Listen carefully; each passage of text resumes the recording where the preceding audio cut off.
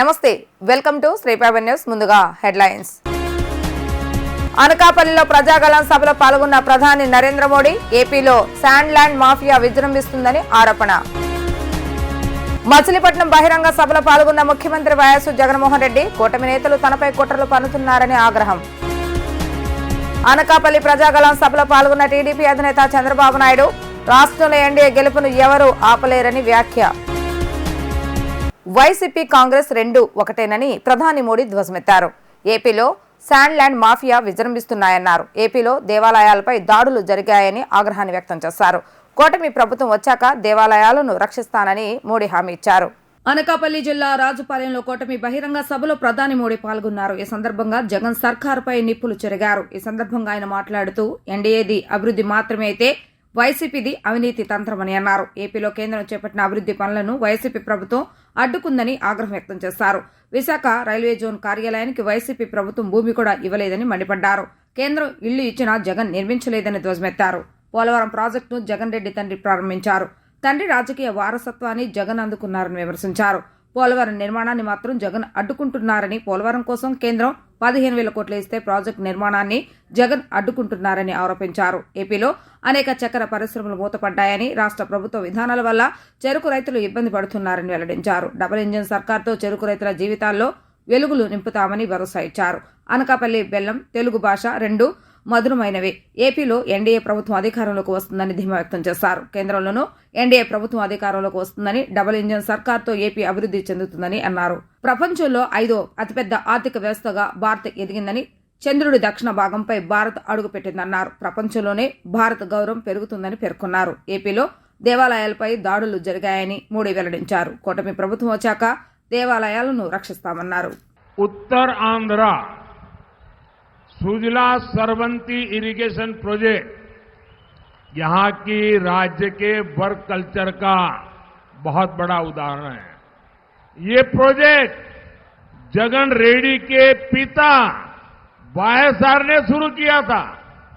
अपने पिता की पॉलिटिकल विरासत तो इन्होंने ले ली, लेकिन उनके शुरू किए हर प्रोजेक्ट भी ये पूरे नहीं कर पाए। इसी तरह पोलावरम प्रोजेक्ट को भी इन्होंने ठप कर रखा है।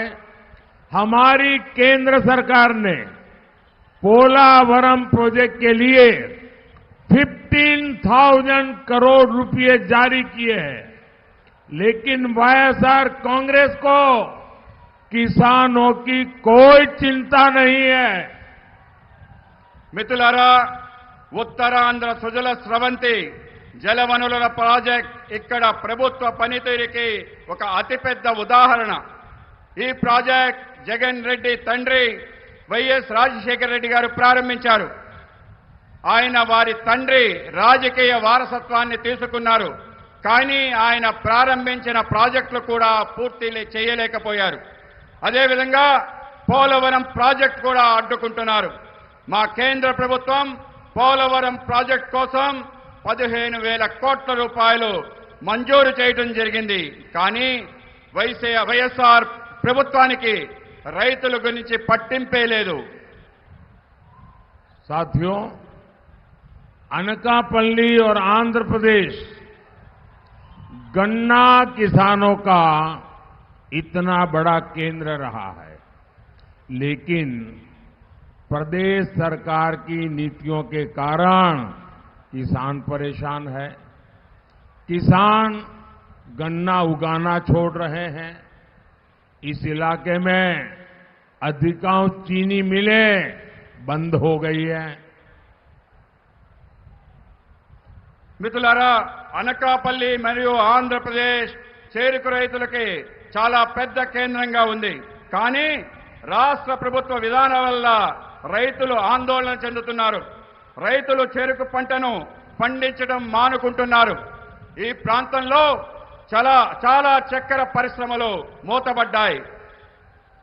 मैं आंध्र प्रदेश के किसानों को आश्वस्त करना चाहता हूं, डबल इंजन की सरकार में यहां गन्ना किसानों के जीवन की मिठास वापस लौटेगी। मोदी का मिशन है हमारे गन्ना किसान ऊर्जादाता भी बनेंगे। आज मोदी पेट्रोल में इथेनॉल ब्लेंडिंग बढ़वा रहा है। इससे देश में करीब 80,000 करोड़ रुपीस गन्ना किसानों को मिले हैं। इसका बहुत बड़ा लाभ गन्ना किसानों को हो रहा है। మంచి సంస్కరణలను ఆపేందుకు బాబు కుట్రలు చేస్తున్నారని ముఖ్యమంత్రి వైఎస్ జగన్మోహన్ రెడ్డి ధ్వజమెత్తారు. ఇంటికొచ్చే పెన్షన్ను అడ్డుకుంది చంద్రబాబేనని దుయ్యబట్టారు. బాబు తన మనిషి నిమ్మగడ్డతో ఫిర్యాదు చేయించి అడ్డుకున్నాడని మండిపడ్డారు. చంద్రబాబు నాయుడు కుట్ర వల్లే పెన్షనర్లు అగచాట్లు పడుతున్నారని ఆగ్రహాన్ని వ్యక్తం చేశారు. ఆన్ గోయింగ్ స్కీమ్స్ ను కూడా చంద్రబాబు నాయుడు అడ్డుకుంటున్నాడని, లబ్ధిదారులకు డబ్బులు వెళ్లకుండా కుట్రలు పన్నుతున్నాడని నిప్పులు చెలరేగారు. మచిలీపట్నంలో ఏర్పాటు చేసిన భారీ బహిరంగ సభలో సీఎం వైఎస్ జగన్మోహన్ రెడ్డి పాల్గొన్నారు. ఈ సందర్భంగా ఆయన ప్రసంగిస్తూ కూటమి నేతలు తనపై కుట్రలు పన్నుతున్నారని సంచలన వ్యాఖ్యలు చేశారు. ఎన్నికలు సజావుగా జరుగుతాయన్న నమ్మకం లేదని ఆరోపించారు. అధికారులను ఇష్టం వచ్చినట్టు బదిలీ చేస్తున్నారని ఆక్రోశం వెళ్లబుచ్చారు. అమలులో ఉన్న పథకాలను ప్రజలకు అందకుండా చేస్తున్నారని ఆక్షేపించారు. ఇదంతా పేదలకు మంచి చేస్తున్న నన్ను లేకుండా చేయటానికేనని ఆయన విమర్శించారు. ఆన్ గోయింగ్ పథకాలకు సంబంధించిన ఆన్ గోయింగ్ స్కీమ్స్ కి సంబంధించిన బటన్లు నొక్కిన సందర్భాలలో కూడా డబ్బులు కావాలని అక్కచెల్లెమ్మలకు పోకుండా ఆపుతా ఉన్నారు.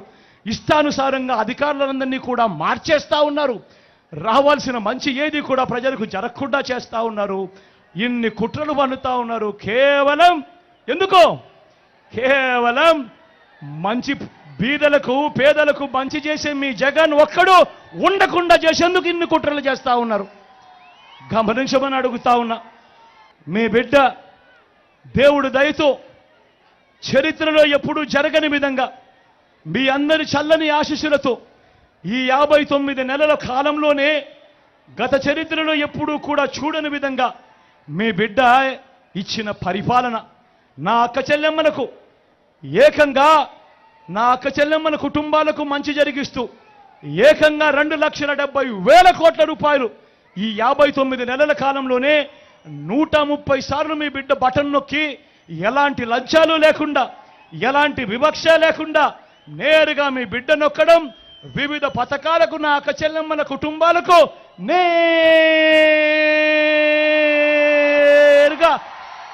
ఆ డబ్బులు వెళ్ళిపోవడం.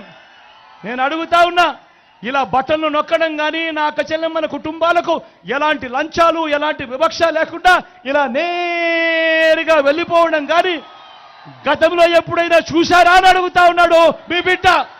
ఏపీ ప్రభుత్వానికి మోడీ భరోసా ఇచ్చారు. ఇక రాష్ట్రానికి అన్ని మంచి రోజులే అని టీడీపీ అధినేత చంద్రబాబు నాయుడు పేర్కొన్నారు. 2047లో వికసిత్ భారత్ మోడీ లక్ష్యమైతే వికసిత్ ఆంధ్రప్రదేశ్ తన లక్ష్యం అన్నారు. రాష్ట్రంలో ఎన్డీఏ గెలుపును ఎవరు ఆపలేరని అన్నారు. అవినీతి వైసీపీ ప్రభుత్వం ఇంటికెళ్లటం ఖాయమన్నారు. అనకాపల్లిలోని రాజుపాలెంలో నిర్వహించిన కూటమి బహిరంగ సభలో టీడీపీ అధినేత చంద్రబాబు నాయుడు పాల్గొన్నారు. ఈ సందర్భంగా ఆయన వైసీపీ ప్రభుత్వంపై నిప్పులు చెరిగారు. ఈ సందర్భంగా ఆయన మాట్లాడుతూ అధికారం ఉందని విరవీగిన వ్యక్తి జగన్ అని ఆయన ధ్వజమెత్తారు. 2047లో వికసిత్ భారత్ మోడీ లక్ష్యమన్న ఆయన వికసిత్ ఆంధ్రప్రదేశ్ పవన్ లక్ష్యం తన లక్ష్యం అని చెప్పారు. కూటమి మేనిఫెస్టో ముందు వైసీపీ మేనిఫెస్టో వెలవెలబోయిందన్నారు. మనకు 3 గ్యారంటీ ఉంది, సూపర్ 6 ఉన్నాయని వెల్లడించారు.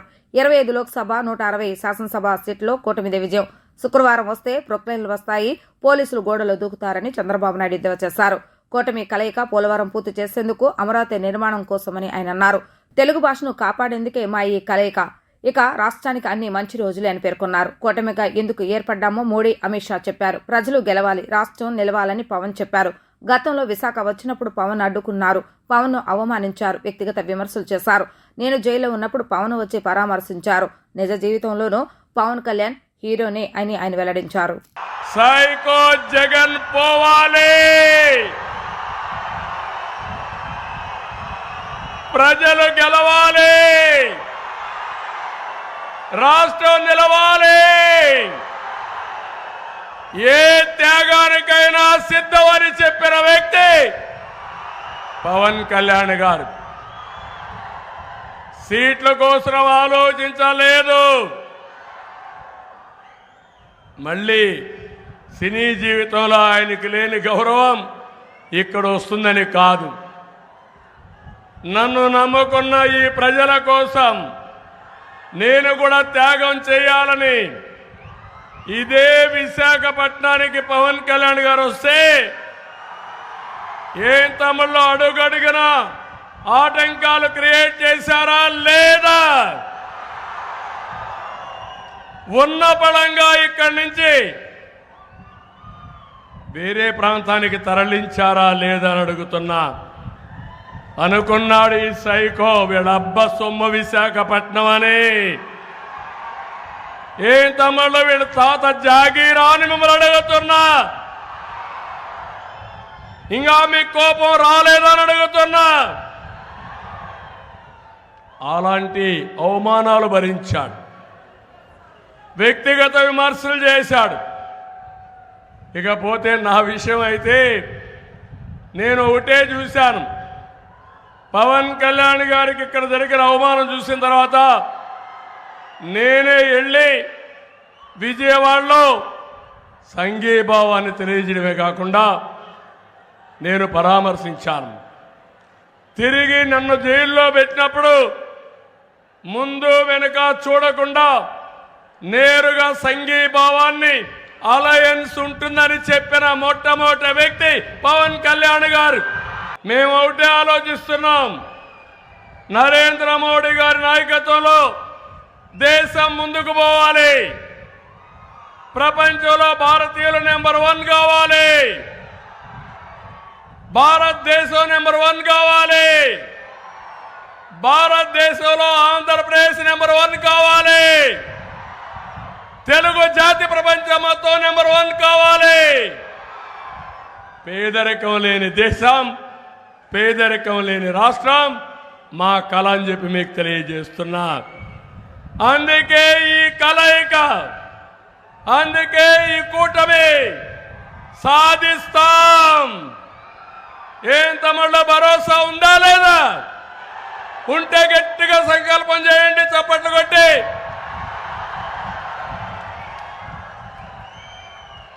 ఇప్పుడు మనకు మోడీ గ్యారంటీ ఉంది,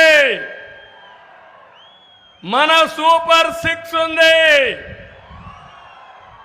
అదే మాదిరిగా మొన్ననే నేను పవన్ కళ్యాణ్ గారు ఇద్దరం కలిసి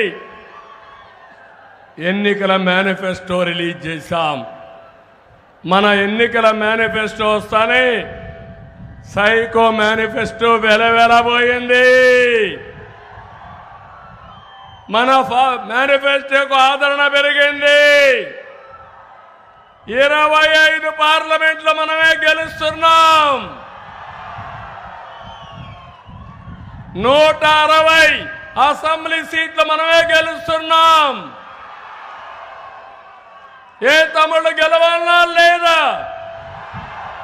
సైకోని ఇంటికి పంపించాలన్నా లేదా? పంపించడానికి సిద్ధమవునా కాదా? రాష్ట్రంలో జగన్ పాలనలో అడుగడుగున కుంభకోణాలేనని జనసేన అధినేత పవన్ కళ్యాణ్ ధ్వజమెత్తారు. విష గడియల నుంచి అమృత గడియలకు తీసుకెళ్లాలని మోడీని కోరామని, అందుకు ఆయన సహకరిస్తారని హామీ ఇచ్చినట్లుగా తెలిపారు. కూటమి ప్రభుత్వాన్ని ఏర్పాటు చేస్తామన్న పవన్ వైసీపీ అవినీతి కోటలను బద్దలు కొడతామని హెచ్చరించారు. రాజమహేంద్రవరంలోని వేమగిరిలో కూటమి బహిరంగ సభలో జనసేన అధినేత పవన్ కళ్యాణ్ పాల్గొన్నారు. ఇక ఈ సందర్భంగా ఆయన మాట్లాడుతూ దేశం మొత్తం అమృత గడియలు ఉంటే ఏపీలో మాత్రం విష గడియలు ఉన్నాయని ఆక్షేపించారు. జగన్ పాలనలో అడుగడుగున కుంభకోణాలేనని ధ్వజమెత్తారు. కేంద్ర ప్రభుత్వ పథకాలకు వైఎస్ఆర్ జగన్ పేర్లు పెట్టుకున్నారని దుయ్యబట్టారు. అలాగే కేంద్రం ఇచ్చే ఇళ్లకు జగనన్న కాలనీలని పేరు పెట్టుకున్నారని విమర్శించారు. రాష్ట్రంలో 1,00,000 మంది యువత ఉన్నారని, వారికి ఈ ప్రభుత్వం ఎలాంటి ఉద్యోగ అవకాశాలు కల్పించలేదని మండిపడ్డారు. అణువణువున దేశభక్తి నింపుకున్న సమాజం మనదని, అంతేకాకుండా దేశానికి జాతీయ జెండా అందజేసిన నేల మనదని అన్నారు. జగన్ పాలనలో అడుగడుగున కుంభకోణాలే ఉన్నాయని అన్నారు. మోడీ వికసిత్ భారత్ కళలో మేము భాగస్వాములం అవుతామని తెలిపారు. గతంలో పద్మ అవార్డులు రాజకీయాలు చేసేవారికి వచ్చావని, మోడీ హయాంలో అసలైన అర్హులకు ఈ అవార్డులు దక్కుతున్నాయని తెలిపారు. అసలైన కళాకారులను గుర్తించి మోడీ వారికి సత్కరించారని తెలిపారు. ముఖ్యంగా ప్రధానమంత్రి గారు చేస్తున్న ఈ పథకాలని రాష్ట్ర ప్రభుత్వం ఎలాగా దీనిని వైసీపీ పథకాలుగా చేసుకుంటుందో, ప్రధానమంత్రి ఫసల్ బీమా యోజన పథకాన్ని వైఎస్ జగన్ ప్రభుత్వం వైఎస్ఆర్ ఫసల్ బీమా యోజన కింద 90% రైతులకి తీసుకొని కూడా అందించలేదు. ప్రీమియం ఇవ్వకపోవడం వల్ల ప్రధానమంత్రి గారి బీమా యోజన పథకాన్ని పేరు మార్చి కూడా ఇవ్వలేదు. ప్రధానమంత్రి కిసాన్ సమ్మాన్ నిధి నుంచి ప్రభుత్వం నుంచి నిధులు వచ్చినా కానీ దానికి తగ్గ నిధులు ఇవ్వకపోవటం వల్ల రైతులు నష్టపోయారు. మనకి కావాల్సింది ఈ రోజున నేను ప్రధానమంత్రి గారిని, కేంద్ర నాయకత్వాన్ని ఒకటే కోరుకున్నాను. మాకు లక్షలాది యువతున్నారు. ఏమన్నా జాతీయ మనకి ఛానల్లో కూడా చెప్పాను. ఆంధ్రప్రదేశ్ భారతదేశ తాలూకు పేట్రియట్ దేశభక్తిని అణువును నా గుండెలో నింపుకున్న సమాజం ఇది. పింగళి వెంకయ్య గారు మువ్వెన్నెల జెండాని రూపుదిద్దిన రూపశిల్పి పింగళి వెంకయ్య గారు. మా అందరికీ జాతీయోద్యమం, జాతీయ స్ఫూర్తి హిమాలయ పర్వతం అంతా ఉంది. మేము కోరుకునేది కూడా ఈ రోజున ఎందుకు అలయన్స్ ని మేము కోరుకున్నాం, ఎందుకు ప్రధానమంత్రి గారి ఆశీస్సులు ఈ కూటమికి కావాలి, మనకి టీడీపీ జనసేన కూటమికి ఎందుకు ప్రధానమంత్రి గారి ఆశీస్సులు కావాలి అంటే మొత్తం వికసిత్ భారత్ ఉంటే, మొత్తం భారతదేశం అంతా అమృత గడియలుంటే, ఒక ఆంధ్రప్రదేశ్ లోనే వైఎస్ జగన్ పాలనలో విష గడియలు. ఎటు చూసినా ఇసుక దోపిడీ, ఎటు చూసినా మట్టి దోపిడీ, ఎటు చూసినా స్కాములు. ఇవన్నీ ఆగాలి అంటే ప్రధానమంత్రి గారి ముందుండి ఆంధ్రప్రదేశ్ ని నడిపిస్తే తప్ప దీనిని ముందుకు తీసుకెళ్లలేం. అందుకని వారి ఆశీస్సులు కోరుకున్నాం. మేము ఏం మాత్రం స్వార్థం లేకుండా నిస్వార్థంగా మేము మీ వికసిత్ భారత ఈ కలలో ఆంధ్రప్రదేశ్ 5 కోట్ల మంది ప్రజలు భాగస్వామ్యులు అవ్వడానికి మీ వెంట నడుస్తాం అన్న ఒక మాట నందుకు చాలా పెద్ద మనసుతోటి ఈ రోజున ప్రధానమంత్రి గారు ఈ కూటమికి ఆశీస్సులు తెలిపినందుకు వారికి 5 కోట్ల మంది ప్రజల తరపున, ఆంధ్రప్రదేశ్ ప్రజల తరపున వారికి చేతులెత్తి నమస్కరిస్తున్నాను. ప్రధానమంత్రి గారి గురించి ముఖ్యంగా ఇప్పుడు దాకా భారతదేశంలో ఎప్పుడు పద్మశ్రీలు పొలిటికలైజ్ చేశారు. మొట్టమొదటిసారి ప్రధానమంత్రి గారు అడుగు పెట్టిన తర్వాత, ప్రధానమంత్రిగా ప్రమాణ స్వీకారం చేసిన తర్వాత మటుకు మీకు కనిష్క, మనకి కెనడా నుంచి ఉగ్రవాదులు కనిష్క బాంబుని పేల్చేస్తే, ఫ్లైట్ ని పేల్చేస్తే ఆ కుటుంబం మొత్తం కోల్పోయారు. మన తూర్పుగోదావరి జిల్లాకు చెందిన శంకురాత్రి చంద్రశేఖర్ గారు. వారిని ఎవరు గుర్తించలేదు. ఒక్క ప్రధానమంత్రి గౌరవనీయులు మనకి నరేంద్ర మోదీ గారు గుర్తించారు. అలాగే ఏటి కొప్పాక బొమ్మలు సివి రాజు గారిని సహజ రంగులతోటి దానిని దాదాపు 500 ఏళ్లుగా ఏటి కొప్పాక బొమ్మల్ని, ఆ కళని ముందుకు తీసుకెళ్తుంది. దాన్ని గుర్తించింది ప్రధానమంత్రి గారు. జిల్లాలో 85%, విజయవాడ అర్బన్ లో 80% ఓటింగ్ లక్ష్యంగా వినూత్నంగా స్విప్ కార్యక్రమాలు నిర్వహిస్తున్నట్లుగా జిల్లా ఎన్నికల అధికారి ఎస్ ఢిల్లీరావు పేర్కొన్నారు. సైకత శిల్ప ఆకునూరు బాలాజీ వరప్రసాద్ ఓటర్లను జాగృతం చేసేలా రూపొందించిన సైకత శిల్పాన్ని ఆయన జేసీ పి సంపత్ కుమార్ తో కలిసి ప్రారంభించారు. స్వరాజ్య మైదానంలో డాక్టర్ బిఆర్ అంబేద్కర్ సామాజిక న్యాయ మహాశిల్పం సమీపంలో దీన్ని రూపొందించారు. ఇలాంటి వినూత్న కార్యక్రమాల ద్వారా ఓటర్లో చైతన్యం కలిగిస్తున్నట్లుగా తెలిపారు. సైకత శిల్పంలో నేను ఖచ్చితంగా ఓటు వేస్తాను, డబ్బు, మద్యం, బహుమతులు వంటి ప్రలోభాలకు లొంగొద్దు అనే సందేశాలను బాలాజీ వరప్రసాద్ అందించారని కొనియాడారు. ప్రజాస్వామ్య స్ఫూర్తితో ప్రతి ఒక్కరూ ఓటు హక్కును వినియోగించుకోవాలని కోరారు. స్వీప్ యాక్టివిటీలో భాగంగా మన ఎన్టీఆర్ జిల్లాలో statue of social justice, MG road, Bandar road otherwise దగ్గర అంబేద్కర్ మహాశిల్పం దగ్గర ముందుగా ఒక చక్కటి సైకత శిల్పాన్ని, ఒక శాండ్ స్కల్ప్చర్ని చక్కగా డిపిక్ట్ చేశాము. సో మా స్వీప్ యాక్టివిటీ నోడల్ ఆఫీసరు చాలా ఇంట్రెస్ట్ తీసుకున్నారు, శ్రీనివాస్. చక్కగా మన ఆంధ్రప్రదేశ్లోనే ఈ ఆర్టిస్ట్లో మంచి పేరు తీసుకొచ్చినటువంటి మన బాలాజీ గారిని మనం రిక్వెస్ట్ చేయడం జరిగింది. సో ఒక మంచి కాన్సెప్ట్, దాంట్లో డబ్బులు తీసుకోకూడదు, అదేవిధంగా మద్యం అనేటువంటిది తీసుకోకూడదు, అదేవిధంగా గిఫ్ట్స్ అనేటువంటి ఫ్రీబీస్ తీసుకోకూడదు అనుకొని చెప్పి, ఓట్ అనేటువంటిది నాట్ ఫర్ సేల్ అనేటువంటిది, ఖచ్చితంగా ఓటు వేస్తాననుకొని చెప్పేసి ఒక చక్కటి కాన్సెప్ట్తో ఈ మనం ఎక్కడో ప్రతిసారి కూడా ఇది కోనార్క్ దగ్గర, భువనేశ్వర్ దగ్గర, మనం పూరి దగ్గర చూస్తూ ఉంటాం ఆ సుదర్శన పట్నాయక్ గారిలా.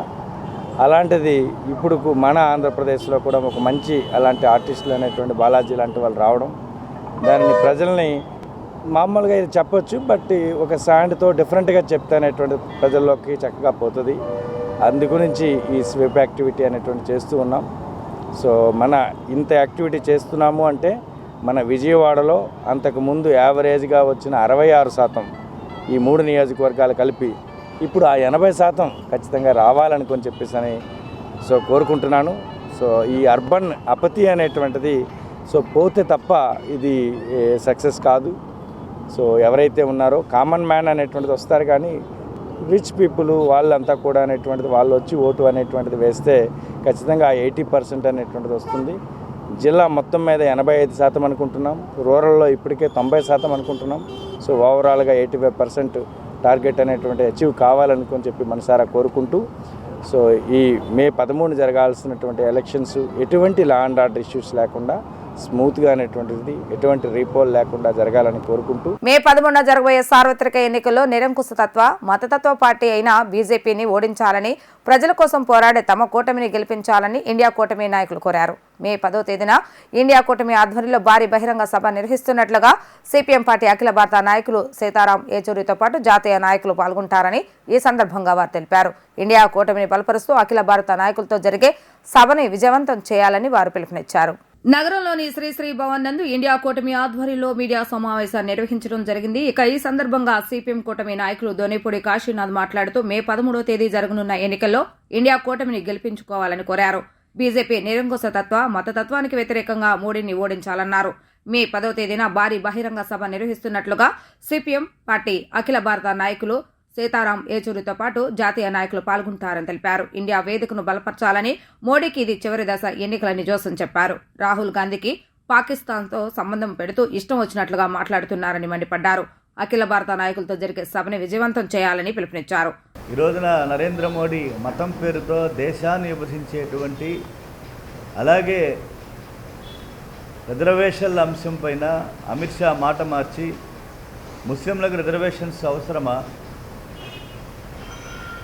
ముస్లింలకు రిజర్వేషన్స్ అవసరం లేదు, రద్దు చేసి ముస్లింలకి దళితులకు రిజర్వేషన్లు కేటాయిస్తామని చెప్పటం అంటే మళ్ళీ కులాల చిచ్చుని రేపేటువంటి ప్రయత్నం. కాబట్టి దేశాన్ని మతం పేరుతో, కులం పేరుతో దేశాన్ని భిన్నత్వంలో ఏకత్వం ఉన్నటువంటి భారతదేశాన్ని విభజించాలనేటువంటి ఆర్ఎస్ఎస్ సంఘ పరివార శక్తుల దుష్ట ప్రయత్నాలను ఖండిస్తూ, దేశ భవిష్యత్తు నిర్ణయించేటువంటి ఎన్నికలు కాబట్టి రాజ్యాంగ పరిరక్షణ, లౌకిక శక్తుల పరిరక్షణ కోసం సాగేటువంటి ఈ పోరాటంలో ఆంధ్రదేశంలో ఇండియా కూటమి బలపరుస్తున్న అభ్యర్థులకి విశేషమైనటువంటి ఆదరణ లభిస్తుంది.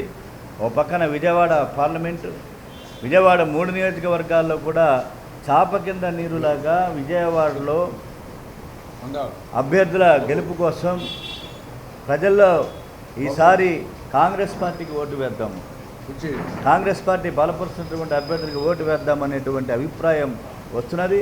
అలాగే ఈ సందర్భంగా మల్లికార్జున ఖర్గే గారు రావటం ముదావహం. అలాగే సిపిఎం జాతీయ కార్యదర్శి సీతారాం ఏచూరి గారు, సిపిఐ జాతీయ కార్యదర్శి డి రాజా గారు, అలాగే డైనమిక్ లీడర్ మాణిక్యం ఠాగూర్ గారు, ఇటువంటి కాంగ్రెస్ పెద్దలందరూ కూడా ఈ సభలో పాల్గొన్నటువంటి నేపథ్యంలో ఇవాళ రాహుల్ గాంధీ ఒకే ఒక్క అంశాన్ని మనం ఈ సందర్భంగా మేము ప్రస్తావిస్తున్నాం, అప్రిషియేట్ చేస్తున్నాం. ఇండియా కూటమి అధికారంలోకి వస్తే నా మొట్టమొదటి సిగ్నేచర్ ఏపీ స్పెషల్ స్టేటస్ అని చెప్పడం అనేటువంటిది ప్రతి ఒక్కరూ కూడా ఆలోచించాలి, ఆంధ్రదేశంలో ఉన్నటువంటి ప్రతి పౌరుడు కూడా. ఇప్పుడు ఎన్నికలు వచ్చినాయి కాబట్టి మోసం చేయడానికి, జనాన్ని మాయ చేయడానికి ఈ రోజున అమరావతి మేము వస్తే మేము మళ్ళీ అమరావతి చేస్తామని చెప్పినది ఇప్పుడు చెప్పడం అనేది ఆంధ్ర రాష్ట్ర ప్రజానీకాన్ని మోసం చేయడానికి అమిత్ షాకి కూరుకున్న పరిస్థితి. రేపు 8వ తారీఖున మోడీ గారు వస్తున్నాడు. విశాఖపట్నం స్టీల్ ప్లాంట్ ప్రైవేటీకరణ చేయమని చెప్పగలదా? ఒక్క మాట నిన్న అమిత్ షా చెప్పలేదు, మోడీ చెప్తాడా? చెప్పలేడు. అందుకనే ఈ రోజున మోడీ గారు మేము కోరేది, మీరు ఇక్కడ స్టీల్ ప్లాంట్ గురించి మాట్లాడండి. పశ్చిమ నియోజకవర్గం బీజేపీ అభ్యర్థి సుజనా చౌదరి అభ్యర్థిత్వాన్ని బలపరుస్తూ యువత భవానీపురంలో బైక్ ర్యాలీ నిర్వహించారు. ఈ కార్యక్రమంలో సుజనా చౌదరి బైక్ నడిపి యువతకు ఉత్సాహాన్ని నింపారు. భవానీపురం స్వాతి సెంటర్ నుంచి ఎన్డీఏ కూటమి అభ్యర్థి సుజనా చౌదరి అభ్యర్థిత్వాన్ని బలపరుస్తూ యువత బైక్ ర్యాలీ నిర్వహించారు. ఈ ర్యాలీ స్వాతి సెంటర్ నుంచి చర్చి సెంటర్, సితారా, కబేలా, చిట్టినగర్ సెంటర్ల మీదుగా భవానీపురం చేరుకుంటుందని నిర్వాహకులు తెలిపారు. ఈ సందర్భంగా సుజనా చౌదరి మాట్లాడుతూ యువగళం స్ఫూర్తిగా యువత కూటమి అభ్యర్థుల విజయం కోరుతూ పశ్చిమ నగరంలో బైక్ ర్యాలీ నిర్వహిస్తున్నామని తెలిపారు. ర్యాలీలో బైక్ నడిపిన సుజనా చౌదరి యువతకు ఉత్సాహాన్ని నింపారు. సుజనా కుమారుడు కార్తిక్, కేశినేని చిన్ని కుమారుడు వెంకట్ బైక్ ర్యాలీలో పాల్గొని యువతను ఉత్సాహపరుస్తూ సాగారు. ర్యాలీలో యువకులు భారీ ఎత్తున పాల్గొని బీజేపీ జై జై నినాదాలతో సాగారు. ఈ బైక్ ర్యాలీ పశ్చిమ నియోజకవర్గం అంతటా సాగింది. ల్యాండ్ టైటిలింగ్ యాక్ట్పై తాము అడిగిన ప్రశ్నలకు సమాధానం చెప్పకుండా చంద్రబాబు నాయుడు, లోకేష్లపై కేసులు పెడతారని నేలేపాలెం విజయ్ కుమార్ మండిపడ్డారు. ప్రజల ఆస్తుల, భూమి పత్రాలు ప్రైవేటు సంస్థలకు అప్పగించడంలో జగన్ ఉద్దేశం ఏంటని ప్రశ్నించారు. ల్యాండ్ టైటిలింగ్ చట్టంపై తాము అడిగిన ప్రశ్నలకు నేటికి సమాధానం లేదెందుకు జగన్ అని టీడీపీ నేత నేలేపాలెం విజయ్ కుమార్ నిలదీశారు. తాము అడిగిన ప్రశ్నలకు సమాధానం చెప్పకుండా చంద్రబాబు నాయుడు, లోకేష్లపై కేసులు పెడతారని మండిపడ్డారు. ఆస్తి క్రయ విక్రయాల తర్వాత భూమి పత్రాలు ఎక్కడ, ఎవరి వద్ద ఉంటాయని ప్రశ్నించారు. రివర్స్ బిడ్డింగ్ ద్వారా తమకు కాంట్రాక్టు వచ్చిందని క్రిటికల్ రివర్స్ సంస్థ బహిరంగ ప్రకటన ఇచ్చిందని అన్నారు. రివర్స్ టెండరింగ్ అని క్రిటికల్ రివర్ బహిరంగ ప్రకటన ఇచ్చింది అంటే క్రిటికల్ రివర్ కాంట్రాక్టు విలువ 100 కోట్లు దాటిందా అని విజయ్ కుమార్ నిలదీశారు. భూమి పత్రాలు డిజిటలైజ్ చేసి భద్రపరిచేందుకు ముందుగా ఎన్ఐసిని పిలిచి తర్వాత క్రిటికల్ రివర్కు ఎందుకు ఇచ్చారని ప్రశ్నించారు. ఉచితంగా సాఫ్ట్వేర్ ఇస్తామని వచ్చిన భారత ప్రభుత్వ సంస్థ ఎన్ఐసిని కాదని కోట్లు ఖర్చు పెట్టి ఒక అన్ లిస్టెడ్ కంపెనీకి ఎందుకు కట్టబెట్టారని మండిపడ్డారు. ప్రజల ఆస్తులకు సంబంధించిన భూమి పత్రాలు యాజమాన్య బాధితులు ప్రైవేటు సంస్థలకు అప్పగించడంలో జగన్ రెడ్డి ఉద్దేశం ఏంటని నిలదీశారు. సో ఈ ల్యాండ్ టైటిలింగ్ యాక్ట్ గురించి మన పొద్దున తెలుగుదేశం పార్టీ తరఫున చాలా ప్రశ్నలు వేయడం జరిగింది. అసలు ఈ ల్యాండ్ టైటిలింగ్ యాక్ట్ ఏంటి, యాక్ట్ లోపలే ఉంది అన్న విషయాలు పక్కన పెడితే అది ఇప్పటికీ పూర్తిగా ప్రజలకు తెలిసిపోయింది.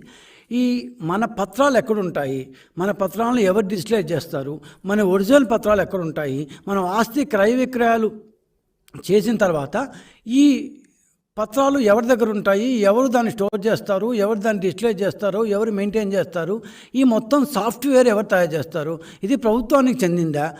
మనకున్న ఇన్ఫర్మేషన్ అప్పట్లో మన పొద్దునకి ఇదేదో ఒక ప్రైవేట్ సంస్థ క్రిటికల్ రివర్ అనే ఒక ప్రైవేట్ సంస్థకి ఇచ్చారు అని చెప్పి మనం ప్రభుత్వానికి క్వశ్చన్ చేయడం జరిగింది. అసలు ఈ క్రిటికల్ రివర్ అనే సంస్థకి ఇచ్చారా, అది వాస్తవమేనా, ఇచ్చుంటే దాని విధి విధానాలు ఏంటి, ఎవరు L1, ఎవరు L2, ఎవరు L3 ఇట్లాంటివి, దానికి ఇచ్చిన డబ్బు ఎంత, చాలా క్వశ్చన్లు మనం పోస్ట్ చేయడం జరిగింది. ఇవాళకి 2 రోజులు అయింది. ఈ 2 రోజులు జరిగింది ఏంటి అంటే చంద్రబాబు నాయుడు గారి మీద, లోకేష్ గారి మీద సిఐడి కేసు పెట్టిందండి. అయ్యా మాకు డౌట్లు ఉన్నాయని ఒక ప్రధాన ప్రతిపక్షంగా మేము క్వశ్చన్ చేస్తే ఆ క్వశ్చన్లకు ఆన్సర్ చెప్పకుండా సిఐడి వాళ్ళు మా మీద కేసులు పెట్టినారు. మా యొక్క దాన్ని ఏమంటారు, ప్రధాన నాయకులు 2 మీద కేసు పెట్టినారు. సో ఇవాళ పొద్దున పేపర్ తీయంగానే చదువుతుంటే ఇదేదో బహిరంగ ప్రకటన అంటూ కనిపించింది. బహిరంగ ప్రకటన అని పక్కన చూస్తే క్రిటికల్ రివర్ అంటూ కనిపించింది. ఏంది క్రిటికల్ రివర్ బహిరంగ ప్రకటన అని ఇదేదో గూగుల్లో ఇంగ్లీష్లో రాసి గూగుల్ నుంచి ట్రాన్స్లేట్ చేసినట్టున్నారు. తెలుగు ఏదో కొద్ది గ్రాంధిక భాషలో ఉంది. కాకపోతే దీంట్లో మెయిన్ ఏంటంటే ఈ ప్రాజెక్టు రివర్స్ బిడ్డింగ్ జరిగి మరియు రోబస్ట్ బట్వాడా సామర్థ్యాలపై ఆధారపడి క్రిటికల్ రివర్స్కు ఆంధ్రప్రదేశ్ గవర్నమెంట్లో ఒక ప్రాజెక్ట్ మేము నిర్వహిస్తున్నాము అంటూ ఈ బహిరంగ దాని ప్రకటన క్రిటికల్ రివర్ ఇచ్చింది. So it came from the horse mouth. అంటే క్రిటికల్ రివర్ కంపెనీకి ఇచ్చినారు అని మన పొద్దున మనం చెప్పింది, ఇవాళ పొద్దున వాళ్ళే ఒక బహిరంగ ప్రకటన ఇస్తూ మాకు ఈ ప్రాజెక్టు ఆంధ్రప్రదేశ్ ప్రభుత్వంతో వచ్చింది, రివర్స్ బిడ్డింగ్ ద్వారా కూడా వచ్చింది. వార్తలు ముగించే ముందు హెడ్లైన్స్ మరొకసారి. అనకాపల్లిలో ప్రజాగళం సభలో పాల్గొన్న ప్రధాని నరేంద్ర మోడీ, ఏపీలో శాండ్ ల్యాండ్ మాఫియా విజృంభిస్తుందని ఆరోపణ. మచిలీపట్నం బహిరంగ సభలో పాల్గొన్న ముఖ్యమంత్రి వైఎస్ జగన్మోహన్ రెడ్డి, కూటమి నేతలు తనపై కుట్రలు పన్నుతున్నారని ఆగ్రహం. అనకాపల్లి ప్రజాగళం సభలో పాల్గొన్న టీడీపీ అధినేత చంద్రబాబు నాయుడు, రాష్ట్రంలో ఎన్డీఏ గెలుపును ఎవరూ ఆపలేరని వ్యాఖ్య. ఇవి రోజు వార్తా విశేషాలు. మరలా తిరిగి ప్రసారమే వార్తలు మళ్ళీ కలుద్దాం. అంతవరకు సెలవు, నమస్కారం.